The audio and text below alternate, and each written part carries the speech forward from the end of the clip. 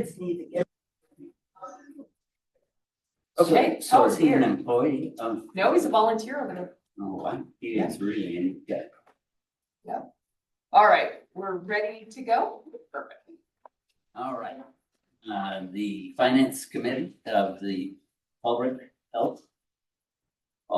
Regional Health District shall now come forward.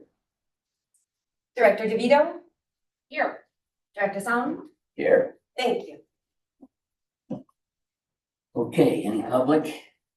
Nope. None. No. And I didn't see anything come in via email, so. All Thanks for right. doing a good job. People don't have any questions. So next is the review of the financial statements for February 2025. And I've forgotten, who takes that? Me, you, Susan, me? You. Okay, all right. So you can go through your treasurer's report, which is page 1, Yeah, well, or you can go through your own notes. Yep. You are the treasurer. Yeah. You may run this meeting however you would like. all right, thank you. So,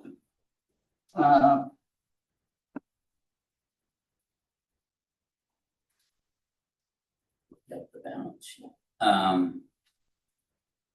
So our checking account clearly declined by almost $450,000. And was that then used to our grantees?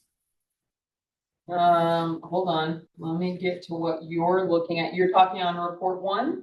Well, yeah, I meant, yeah, but the balance sheet. Okay, just making sure. Yeah. Pretty much we did write out grant checks, so that's usually when you're gonna see a big decrease out of that. We had a fairly large payment to, I believe, SiteLogic. So just our basic, Mhm. we didn't have some unscheduled payment or unexpected payment. Good, all right. And then go to report number 3. And Sally, I forgot, do you, anytime you, I'll pause every time. I will, I Oh, bet for yeah. sure. And if you try to move on, I will stop it. All right, I like her. We like her, we're gonna keep her. Yeah. All right, I'm on report 3, with report 2. Report Oh, to, yeah, yeah. profit and loss just for the Yeah. month.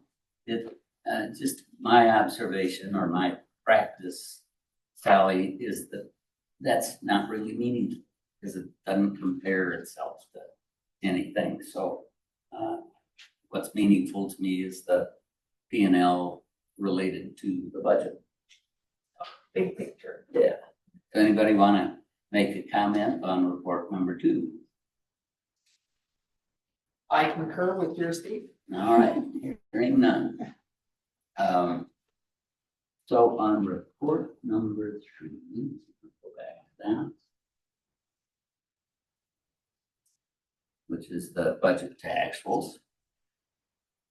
So our income for the admin is up 200,000 year to date. Good news? Pretty And much, is that- yeah. I mean, we had a higher than anticipated or budgeted property tax revenue. Yeah. That, you know, Mhm. is the majority. That's always good news. I mean, our net other income obviously is much higher if you're looking at the net income for the year. Those two together are gonna say we got a bunch of money. Yeah, and is the property tax largely due to the properties east of 15? You know what, I think property tax, the difference between the actual and the budget is the fact that I was overly conservative in my budgeting this last year. Mhm. I've actually shown a trend of being overly cautious in it. So when you see this year's budget, I typically have demonstrated a 5% growth. Our year over year for the last 3 years has been 7.7 or 7.8. So this year I'm actually going to forecast a 7% increase so that I'm not as conservative in the income as I have been. You are gutsy. Anything that happens at the national level takes a year to really trickle down. Yeah. So we'll see. Who knows what today's tariff conversation does. Oh, yeah. Maybe I actually will turn on the news. Stay with social media, it's more fun. Okay, expenses for admin were $399 versus a budgeted $541. So, oh no, that's for wellness, sorry. Oh, I was gonna say, wait. Yeah. Yeah. So, Let me move. You were testing. Right, I'm like, I don't think Are so. we gonna go back to admin? maybe not. Okay. I mean, I don't have any other things. Very well, there's wellness. Sally, did you have anything on admin as far as the percentages or variances between actual and budget? So the rental income, actual was significantly less. I'm $3,000 under what I forecasted. A big part of that actually rolls forward from the wellness center to some extent. I also had expected we have a few other things happen that, so I would say that was more an error in my budgeting than a true loss, if you will. So the rental income pertains to the wellness center or this building? It has to do with this building, because if you go to wellness center, it also has rental income. Right. And I think that when I first did this budget, I had budgeted the rent from the Mission RCD at a higher rate than we eventually settled on. We just now finished a year with their rent, and I think I had a full set of months in there. So I think that was just some timeliness and such. Luckily, Not it's not enough time to really get a feel for the trends. Yeah, so we're a year into their contract. We might want to consider whether or not to renegotiate up a small amount. Now that they're here, we have a better idea of just how much use of the copier, just how much use of supplies, utilities, so on. I wouldn't say there's any kind of significant jump, but we may have a small conversation. And so the admin rentals are that and, No, it's just up there. oh, that's right. Yeah, because anything that happens at the wellness center is on their P&L. And tell me again, who's renting from us here? Mission Resource Conservation District. Yes, And that's a special district. yes, it is. All right. So back to the wellness center. So the expenses year to date have been $399,000 versus what we budgeted as $541,000. So congratulations. So what? Because I won't let her spend any money. So what did we think might have happened that didn't? Mostly it has to do under district direct care, health services and clinics. We budgeted 123,000 at this point. We're sitting at 66. And again, we'll see that happen. Teresa and I've had more of a conversation this year as she and her team are budgeting out program expenses. We'd always anticipated that we would have to contract for certain services. Teresa's done a great job getting county and different groups in that don't charge us, and we'll continue obviously looking for that. But there are a few other things that we've talked about. We may contract to stipend for certain professional education and such. So I anticipate this year will probably make that gap less noticeable. And some of the construction, like trying to gauge when it was gonna happen, when is the right time to bring something on to then slow it down again. We've had a nice trajectory of building a relationship with the community and our brand. And so I didn't want to start bringing in everything if we thought the construction was gonna happen a little faster. And some of that stuff just hasn't happened in the timeline we originally, thought. So that's been part of it too. So as we finish things off in the at the wellness center, we'll see a lot more in programming. So So you've got a lot in the pipeline, we got stuff in the pipeline. Yep. Sally. So the program fees, you budgeted for 2,500 there, what was it? So the is idea, that- yeah, the idea was when we were putting last year's budget together, we thought that we might have programs that there would be a copay, quote unquote. And we haven't had to go that direction. The goal is never really to make the programs expensive or for a fee for service, but we wanted to build that in there because we weren't certain that there might be. Last year's previous board members had some concerns about, well, some of those things we should charge for. That didn't come to pass, so you don't see program fees. I was just curious because I like that. And those are philosophies that change based on who's sitting in the board chairs. Yeah. So our wellness center net income was a plus 397,000 versus a budgeted whopping loss of 537. Well, our net income, we still lost, if you will. We didn't lose as much. We just didn't lose as much, meaning we didn't spend as much, because they really don't get a lot of income because we don't try to parse out what component of our, property tax should go to them. No. Oh, thank you right now with my pointy shoes. I'm sorry. I got brand new pointy shoes. Such a silly, this joke. Good for you, Susan. It was for yesterday. She's referencing a conversation that happened with a previous treasurer. I see. And I was shooting her the death stare for it. All right, any other thoughts about our budget to actuals for either admin or wellness? Well, obviously, things look good. Yeah, and we're still gonna see quite a bit of variability in the wellness center financials. I think that's gonna be until a few more years. We really have to make sure programming is whatever that steady level is gonna be.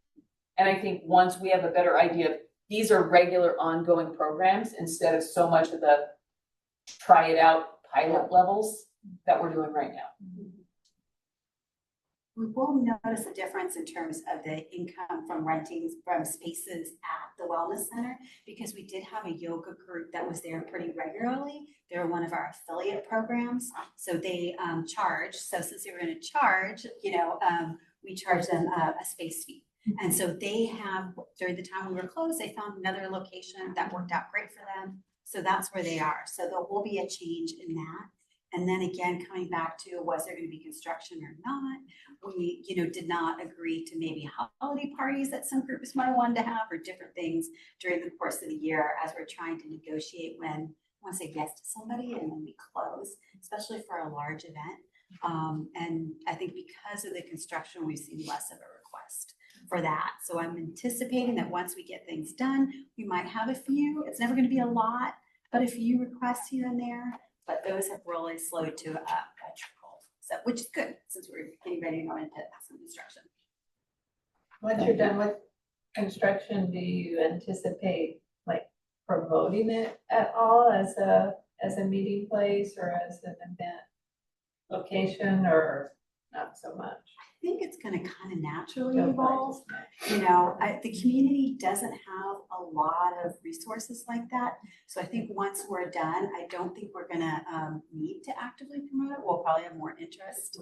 So we'll have to, yeah. You're gonna have a grand reopening? Yeah. Yes. Oh, yeah. Yep. Yep. And we'll do a ribbon cutting every time something new happens. So we have a ribbon cutting scheduled for the solar and EV charging now being live. So when building B, the final 2 rooms get completed, we'll do another one. When the demonstration kitchen eventually finishes, we'll do another one. Just to let community know all these changes. I would like to circle back though on the rental of event space. again, this is where there has been, board, differences of opinion as to whether those should be made available for community or not, and for a fee or not. The general consensus over this time is that we will be renting out that space for community use, whether it's for nonprofit events or if it's a community user who wants to rent it for their own family expense, there is an expense that will go with that. We are trying to do it smoothly as well. Most of those people want to do it on weekends. Well, we have made it our policy that events don't happen out there unless we have staff out there. Right. There's just too many potentials for things to go wrong, and without a staff member on site, it's difficult. Plumbing breaks, something happens, make sure it's locked up correctly. And that will really require us to think about how staffing is done. Right now, we're open the one Saturday a month, so Teresa's trying to make sure all that programming happens on that day. But if it's an evening event, that would mean 2 different employees have to work a Saturday. That means somebody has to flex their job during the rest of the week. And that's difficult to do with a small team. We're not really large enough as far as our number of programming to really think about bringing in a potential part-time person. We're looking at that for the potential 26-27 year to imagine that. So we're trying to forecast that in the longer term. So we also anticipate in that 26-27 year, the demonstration kitchen should come online.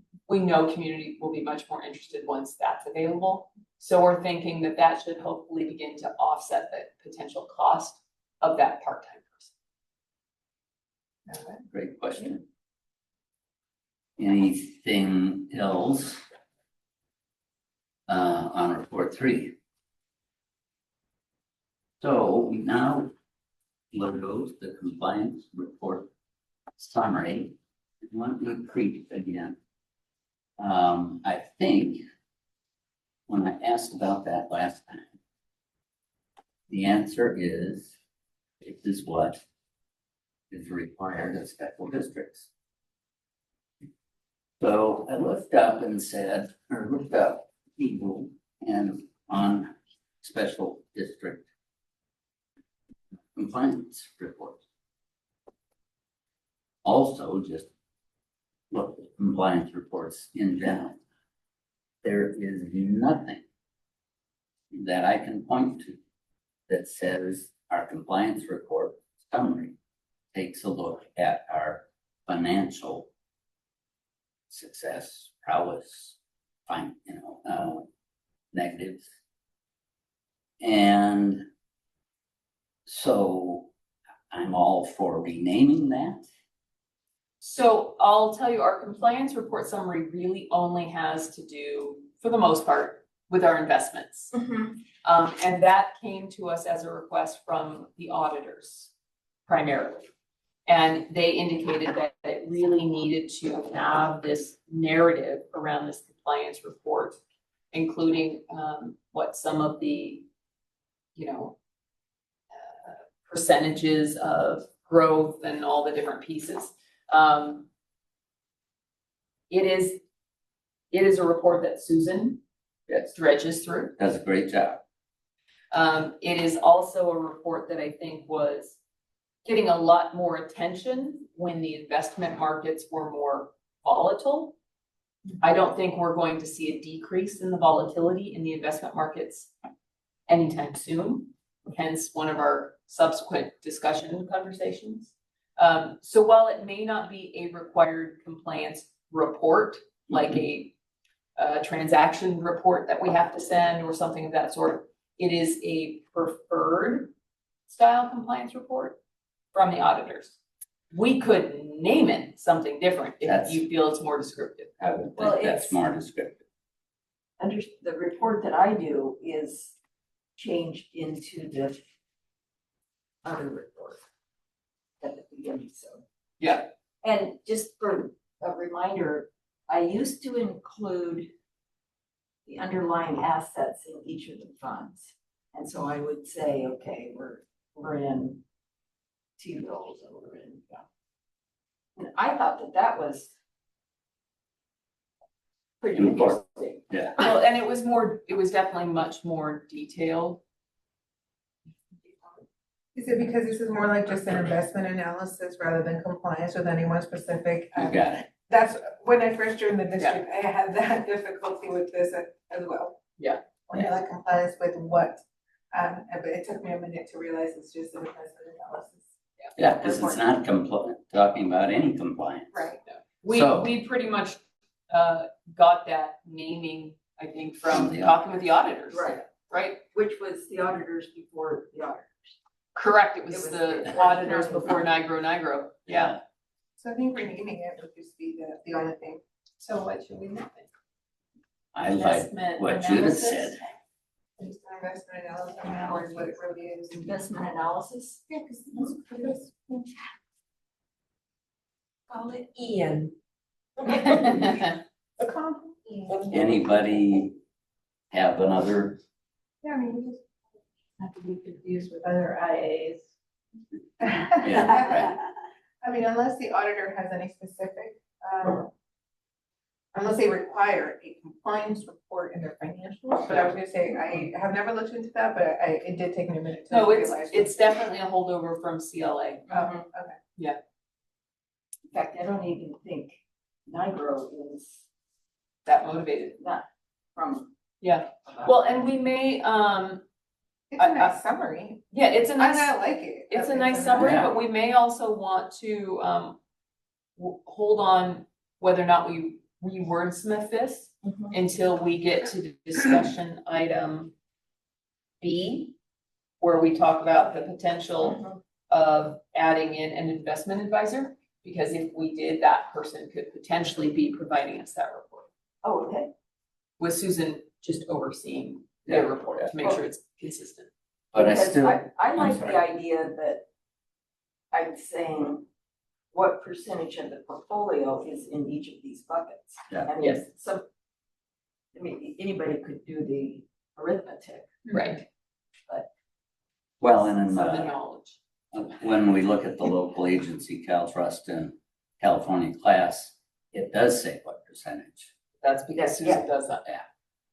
Well, that's great. So I don't see any reason not to change it now, as opposed to waiting until. Oh, yeah, no, we can absolutely, rename it so that at the May, I lost what month we were in, at the May finance meeting, we'll know that as the investment analysis summary or the investment analysis report. Super. And that's the top of page 2. And I'm gonna Correct. get a glass of water, but I'll be right back. Because then that way we can make sure that, you know, that component that you're talking about, Susan, that you do each month, which really helps to understand, is in there. And depending if, when at all, if there's a different investment advisor, you've still got this placeholder for how things have been reported. So do we want to call it an investment summary or investment report? Analysis summary. All right, Sounds good. IAS. IAS. IAS. I do the IAS. We need more acronyms. We don't have enough. I didn't need more acronyms. We're government, we have plenty of acronyms, what are you talking? Hey, speaking of that, when are we gonna get to be able to be Fallbrook Regional Gov? The website. When they decide to answer me.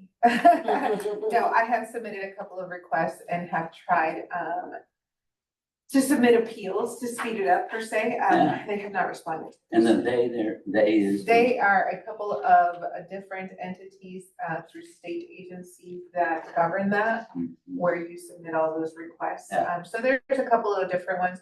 I went through one that does, oh my God, I forget. So there's a couple different subsets that you can submit your original request to. There was one that had a much longer process. I tried there first, thinking that was gonna be easier because nobody would go there. Smart. Yes, and so I did submit all that, but then they actually closed those applications for a year and a half, I think, after I submitted, and they said anybody who submitted in the window that I submitted, you're not gonna receive a response for a year and a half, close to 2 years.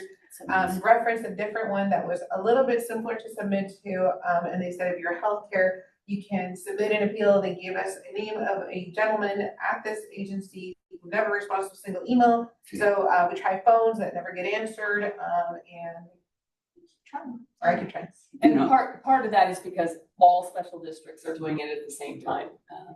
So everybody's trying to become, North County Fire Protection District.ca.gov, Fallbrook Regional Health District.ca.gov. We originally thought we could just be Fallbrook Health District Gov. or fallbrookhealth.gov. And they then kicked it back and like, nope, you gotta be .ca.gov.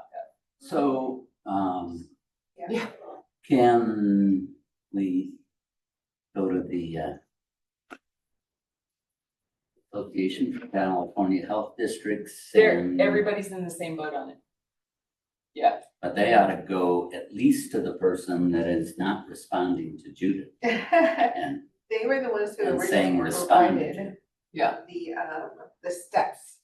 It was ACHD, I believe, or CSD, I think it was ACHD. I think it was ACH. That provided Yeah. the first set of steps to follow. They gave us a template, and so followed that one first, and that's the one that was the very lengthy one, and that one did not work. We closed that well, not a big issue, obviously, but Well, and one. We all, would love it. yeah, because I mean, it affects a lot of different things. Yes.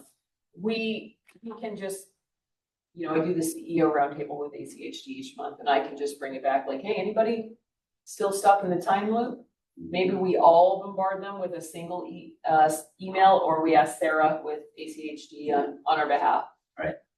Can't hurt. no. Good to know. So our local agency fund, as Susan has summarized, is $818,000. And that's 10.16% of the full portfolio. Monthly effective yield 4.3, and no quarterly earnings. CalTrust, any question about local agency fund? Not at this time. Yeah, CalTrust, that's 2 funds. And those represent 76% of our investment portfolio. And California class, 1.087 million, 13.5%. And we started using them when? It's been kind of recent. In 2023, 22 or 23, I think. right, somewhere around there. California class. Mhm. When the market was in a truly inverted yield curve. Yeah. And all the economy people were like, this has never happened before. You should put everything in short term. And we went, Oakland. And California class was being adopted by so many special districts as an opportunity to capture this unique time period that both that LAIF wasn't able to really do, and that CalTrust, even in their shorter term, we weren't seeing quite the same feedback. So it was a good opportunity that our auditor and CSDA's finance team all made this recommendation. So we followed through with it with an initial investment of $1 million. And in that time, it's obviously made $87,000. Thank you. Right, and that $87,000 is eventually going to help continue to support district programming. So again, the money that is being made on these investment accounts stays within the system, right? They're still the same securities as all other public investment options. But eventually that will allow us to invest in family style diabetes programming or something. Clinical care maybe. Wow. That's what we're really still trying to work toward. So, Guess who called me yesterday? It's 5 people. And it was because I had seen Dale Mitchell all right. at the Rotary training session last Saturday. And we talked, and I didn't know his last name. So I thought, I'll ask Vi. Vi and I talked for 40 minutes. Or let's say Vi mainly talked for 40 minutes, which was nice. She's a dear lady, and Yes. she does a lot for just our region. She just thought that all that has happened is amazing. And Sally, just for context, sorry. Vi Dupree is a previous CEO for the health district. She's Two been to before a me. couple of. Yeah, she's come to a few meetings meetings. recently. Yes. Yeah. And so just thinks that all of you are amazing, and so that was nice. One of the things she said was she hoped that our ability to continue grants at a significant level does not go away. And of course, we know that it may be eroded every year as we do things at our wellness center. We're just actually bringing it back down to the same percentage of revenue that it was back in her day.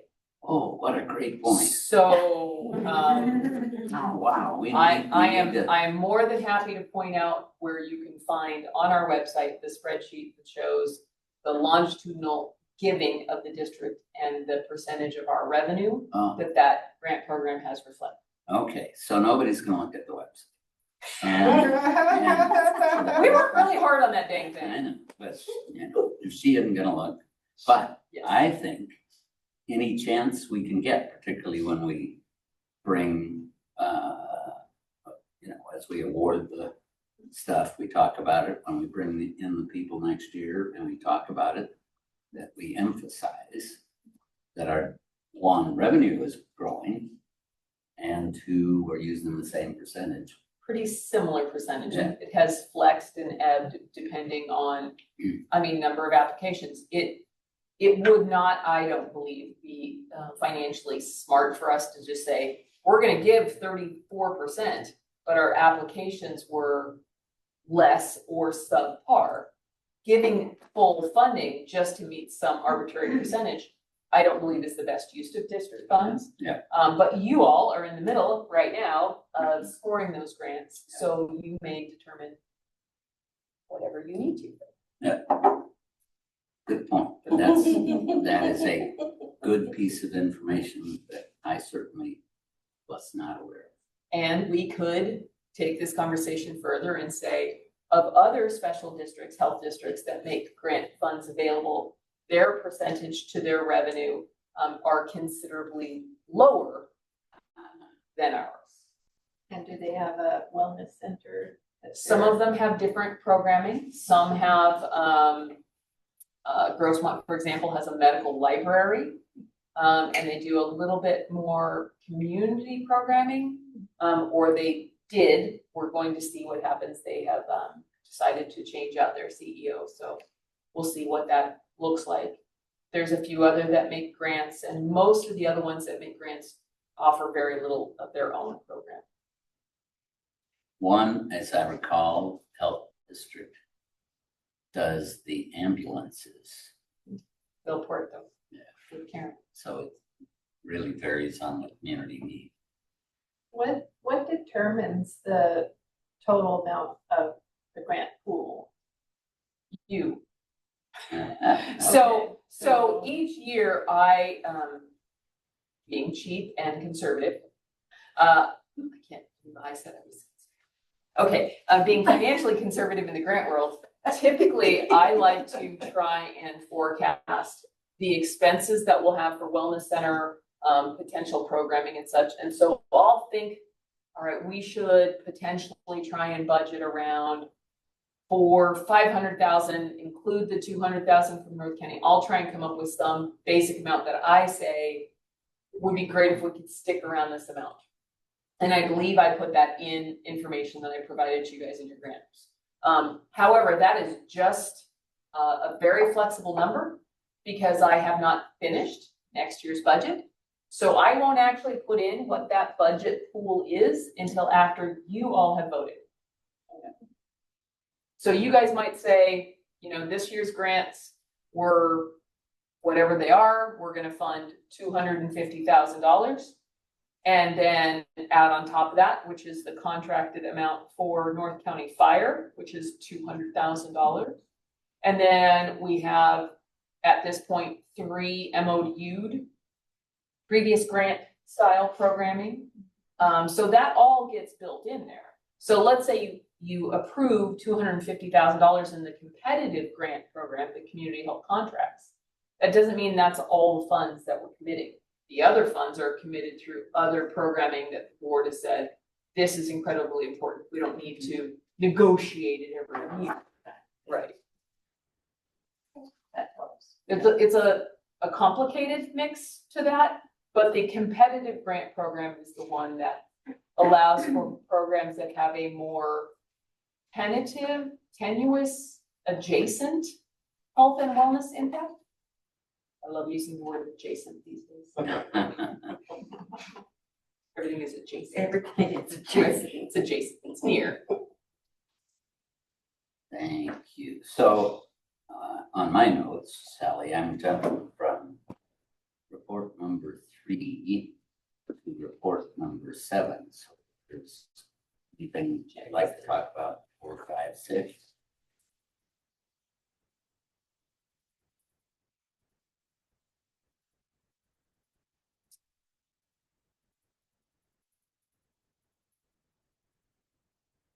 So we're on check now.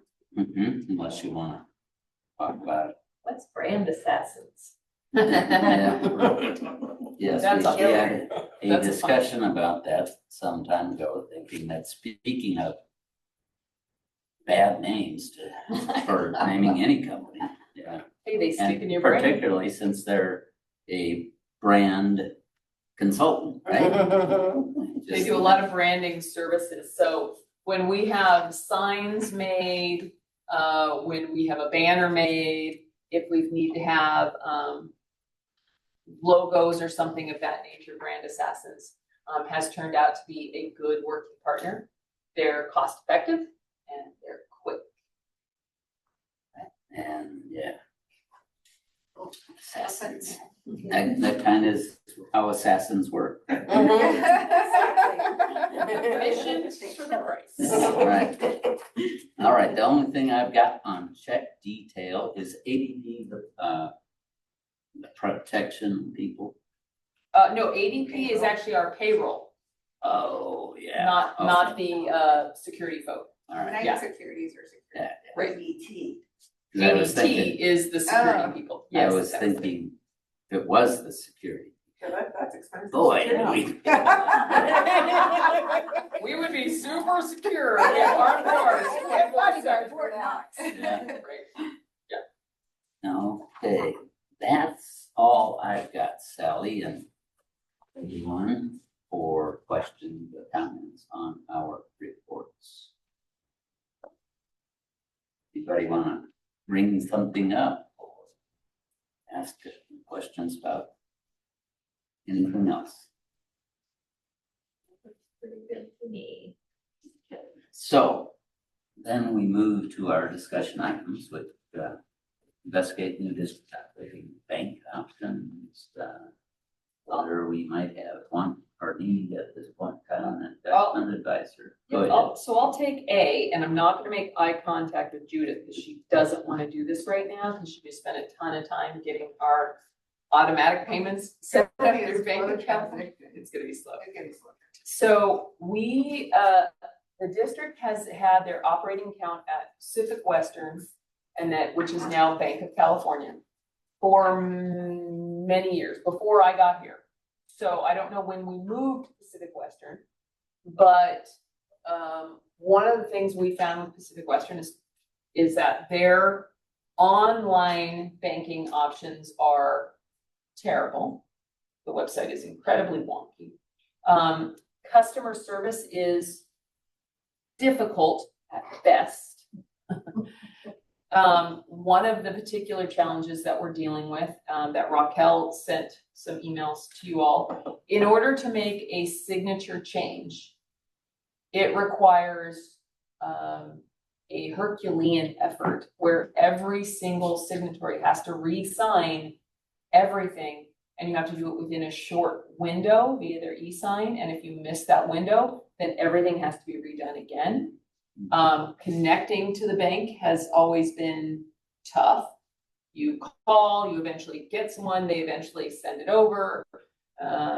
So we know with our experience when we moved our secondary support account over to 5-Star, that there are other more modern options. And they have options that allow us to do a signature card electronically, where you're just adding in the one person. And because we are a governmental entity, you don't have to provide them quite the same level of your personal details to guarantee an account like the current bank does. There's also money market opportunities with some of these, because we often hold a very large balance. That doesn't do us any good. So we might have a balance of $900,000 at various times, and the money sits there not earning anything. Or we could work it into a money market account that would still look like a regular checking account, still provide all the same securities, all those pieces, but could also allow for us a little more growth. So what I'd like to ask the finance committee is your approval for us to investigate a couple of options of those accounts. And we obviously wouldn't make any change until we brought it back to finance, and then probably even to the board. So Would you like to make that motion, Sally? No harm in informing yourself your options, so options are good. I take that as a motion, okay, and I'll second that. Any further discussion? perfect, thank you. We'll take a look at it. As Judith mentioned, it will be a slow process. We still have a lot of change going on here at the district, obviously. Jess is our brand new administrative assistant at the front, so she has a lot of learning. Judith is doing the training for that position, so typically when we're looking at new bank options, that would also fall on Judith's plate. So I'm not gonna rush her. That's I'm gonna look at her now. This is the last time, just thinking about. I'll bring her a treat. We'll buy her some coffee. More coffee. I don't know. All right, then, the next item B, consider and investigate addition of investment advisor. Rachel? Yeah, I'll take this one again. Thank you. So this has come up several times over the last few years. And really it comes from the fact that we have these 3 investment vehicles we use: LAIF, CalTrust, and California Class. The previous conversation about the inverted yield market stuff, magic, 8 balls, whatever. We are not investment experts. So we had a fortuitous conversation with our auditor, who basically said, hey, did you know you have these other options as government that are performing much better? And then because we are active with both ACHD and CSDA, some of those vehicles, California Class is the example here, was present and doing a lot of education at these trainings about, like, this is what you should know. And many districts said, well, you can talk to your investment advisor. And I looked around the room and I thought, I am the investment advisor. And I don't. So luckily Judith follows financial markets pretty well. So we were able to have a lot of these conversations. And we were able to get into California class at the right time and make some additional funds. The history of this, and I mentioned briefly to Sally when we had a conversation, 5 years ago, the original concept was we would be taking the corpus or the main component of the funds from the sale of the hospital, which is the main component of our investments, right? And we would be spending that down rapidly with the redevelopment of the wellness center. Well, in that time, we have changed some of our strategies, and instead of just going in and build out very quickly, we have taken a more phased approach. That has allowed us over these last 6 years to do more market investing. There seems to be more interest from the board as far as our strategic planning, that we stay with this phased level of development. As we see increases in our property tax revenue, we can continue to build into this investment amount. Plus, we now have a more consistent reserve policy that says we need to keep more funds available in the event of negative things happening. So it makes sense at this point that we have an investment advisor who knows government funds, who knows special districts, who could advise the board of you're in these, short term, you're about to see changes in government bonds, you're about to see X, Y, and Z. It might be more smart for you to take a less aggressive, by quote unquote government standards, which does not match what you might do for your own investment portfolios. But it would allow us to not miss those opportunities. And I feel like we have been quite fortunate in the last couple of years that we've had people who have provided us insights, but I don't know what we missed the years before that, or what we may miss by not having that available to us now. So again, what I would look for from the finance team is to be able to go back to some of our partners at CSDA primarily, who have investment advising groups that have already been educated, cleared, if you will, have an understanding of what investing looks like for governmental entities. Because it can't just be, your Schwab guy, whatever. I'm picking on any investment group. So that they can at least maybe on a quarterly basis be able to present to the board, this is what your investment portfolio looks like. This is what the market is being forecasted to. Would they present to the board or present? They would initially probably just present to finance. They can always be asked to present to the board, whether you choose to have them do that monthly, quarterly, annually, biannually, when something wonky happens. I mean, that's something that if that person is the consultant for the district, they're at the board's pleasure of when you would like to have them. Your thoughts, Sally? Well, it does make sense to go to the CSDA, because then, you can find out who's performing well, they've got a track record of working with other districts, and so I like that idea. So do I. So whoever you need to explore with and come back. Please do. We'll explore with them, and then we'll definitely make sure to include Susan in on the conversation. As our accountant, I think it's important that you're aware of these kinds of changes, especially since you've been so involved in the investment analysis summary reporting. I think it's important that you're just at least aware of those conversations. Well, I think it's wonderful. You know how next week I'm going to the Investment Advisory Commission thing? Yes, you are. So we're open to not just special district, these are government entities. Yes. So any of these that may have interest or also service special Yes. districts. Okay. Yes.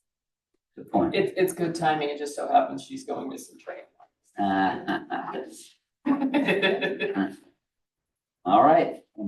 on then to D, and the investment policy was part of our packet.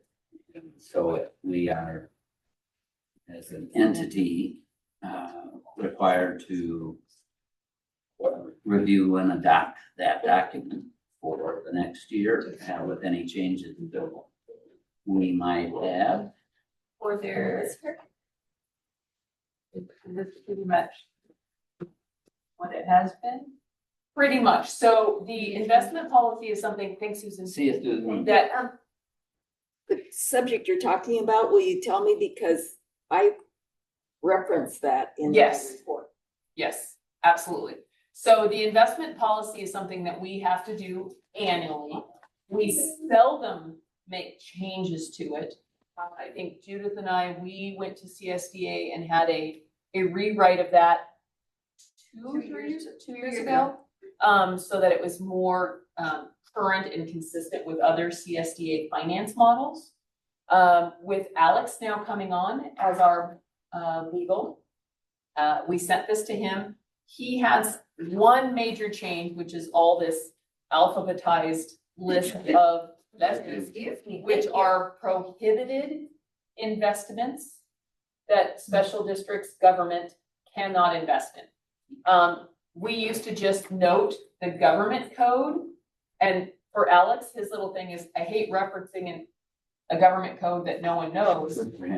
So he wanted to make it more specific. Yeah. So really the only difference you would see from this one, from the previous, is this actual listing of prohibitions, which could be helpful for times when people have said we should invest in things that are more volatile, like the precious metals or Bitcoin.